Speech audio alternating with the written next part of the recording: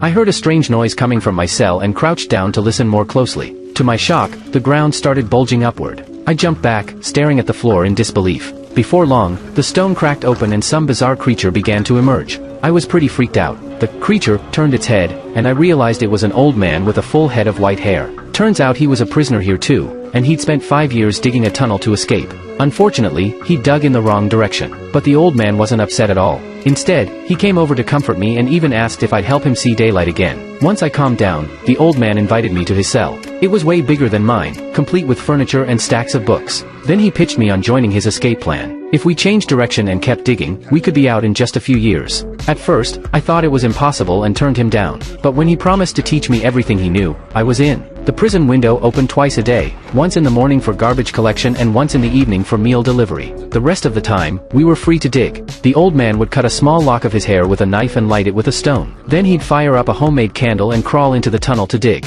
During our downtime, he taught me all kinds of skills. After months of learning, I'd picked up not just a ton of knowledge but also martial arts techniques. As we dug deeper, the old man finally made a discovery one day. He carefully crawled forward and found plant roots mixed in with the dirt. That meant we were really close to the surface, and we were both over the moon. I rushed back to grab better tools, but then the unthinkable happened. The tunnel started collapsing. I ran to warn the old man to get out, but it was too late. He was buried under the falling rocks. I pulled him out of the tunnel, but he was barely hanging on, his lungs badly damaged. Knowing his time was running out, he shared his secret with me. Beneath the books was a stone slab carved with a treasure map. He wanted me to find the treasure once I got out and do good deeds along the way. There was no time to grieve because I heard footsteps outside. I quickly ducked into a corner. The guard came to deliver food but didn't see a tray on the ground. He kicked the door and got no response. When he crouched down to take a look, he realized something was wrong and ran off to get help. While they were gone, I quickly covered up the tunnel entrance and hid in the passage. The guards discovered the old man had died and stuffed his body into a bag to carry it away.